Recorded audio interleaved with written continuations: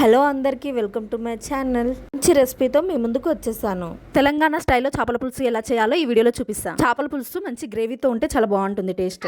ఈ చేపల పులుసు వైట్ రైస్ లోకైనా బగారా రైస్ లోకైనా చాలా బాగుంటుంది. ప్రాసెస్ మొత్తం ఈ వీడియోలో చెప్తా, స్కిప్ చేయకుండా చూడండి వీడియో. నేను తీసుకున్న చేపల పేరు అయితే కొరమేన్లు. నేనైతే 1/2 kg కర్రీ చేస్తున్నా, ఇంకా 1/2 kg పచ్చడి పెడతా. పికిల్ వీడియో కావాలంటే కామెంట్ చేయండి, ఆ వీడియో కూడా చేసి పెడతా. మేము ఎప్పుడైనా ఫిషెస్ తినాలి అంటే మా విలేజ్లో చేపలు పడితేనే అప్పుడు తెచ్చుకుంటాం, లేకపోతే బయటికి వెళ్ళి అయితే తీసుకురాం మార్కెట్కి వెళ్ళి. ఎందుకంటే చనిపోయిన చేపలు అమ్ముతారు బయట, అవి ఎప్పుడు తీసుకొచ్చిరో ఫ్రిడ్జ్లో పెట్టి అమ్ముతారు. ఇవైతే మన ముందరనే చెరువులో పట్టి మనకి ఇస్తారు. ఇలాంటి ఫిషెస్ తింటే మన హెల్త్కి కూడా చాలా మంచిది. ఫస్ట్ అయితే ముక్కల్ని నీట్గా క్లీన్ చేసుకోవాలి. కర్రీ చేసే ముందు ఫస్ట్ మ్యాగ్నెట్ చేసుకుంటే ముక్కకి మసాలా మంచిగా పడుతుంది. మ్యాగ్నెట్ కోసం కారం, ఉప్పు, ధనియాల పొడి, అల్లం వెల్లుల్లి పేస్ట్, ఆయిల్ ఇవన్నీ వేసి మంచిగా కలుపుకొని పక్కకు పెట్టుకోవాలి.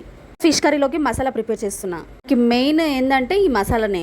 ఫిష్ మసాలా కోసం ఒక కడాయి పట్టుకొని, కడాయి హీట్ అయ్యాక 1 స్పూన్ జీలకర్ర, ఆవాలు, మెంతులు, ఇంకా ధనియాలు, అందులోనే కొంచెం దాల్చిన చెక్క, లవంగాలు, యాలకులు, గసగసాలు ఉంటే కూడా వేసుకోవచ్చు. లైట్ గా ఫ్రై చేసి పౌడర్ చేసి పక్కన పెట్టుకోవాలి. కర్రీ ప్రిపేర్ చేయడానికి ఒక కడాయి తీసుకొని అందులో నూనె పోసి పోపు వేసి కర్రీ గ్రేవీగా రావడానికి 2 టమాటాలు, 1 ఉల్లిగడ్డ చేసి మిక్సీలో వేసుకొని ఇలా పేస్ట్ వేసుకోవాలి. ఇంకా చేపల పులుసు కోసం పోపు పెట్టుకున్న దాంట్లో టమాటా, ఉల్లిగడ్డ పేస్ట్ని అందులో వేసుకొని అలాగే కొద్దిగా మగ్గినాక కొంచెం పసుపు వేసి మంచిగా కలుపుకోవాలి. ఈ కర్రీ చేయకముందే మినిట్స్ ముందు ఒక దానిమ్మంత సైజు చింతపండు నానబెట్టి పక్కకు పెట్టుకోవాలి.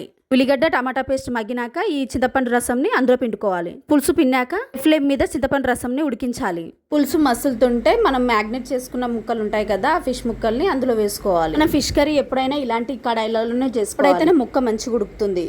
ముక్కల్ని కలపొద్దు కదా, కలిపితే విరిగిపోతాయి. ముక్కలన్నీ అందులో వేసాక కొంచెం మంచిగా ఉడికించాలి ముక్కల్ని. ఇంకా ముక్క ఉడికి ఎసరంతా దగ్గరికి అయ్యాక ముందుగా మసాలా ప్రిపేర్ చేసుకున్నాం కదా, మసాలా మొత్తం వేయొద్దు, కొంచెం వేసుకోవాలి. నేను కొంచెం ఎక్కువ క్వాంటిటీలో చూపించాను, ఎందుకంటే తర్వాత కూడా యూజ్ అవుతుందని. మసాలా వేసాక కొద్దిసేపు ఉడికించాలి. తర్వాత మూత తీసి లాస్ట్కి కొత్తిమీర వేసి స్టవ్ ఆఫ్ చేసేసి మంచి గ్రేవీతో చేపల పులుసు రెడీ. ఇలాంటి మంచి వీడియోస్ కోసం మన ఛానల్ని లైక్ చేసి సబ్స్క్రైబ్ చేసుకోండి.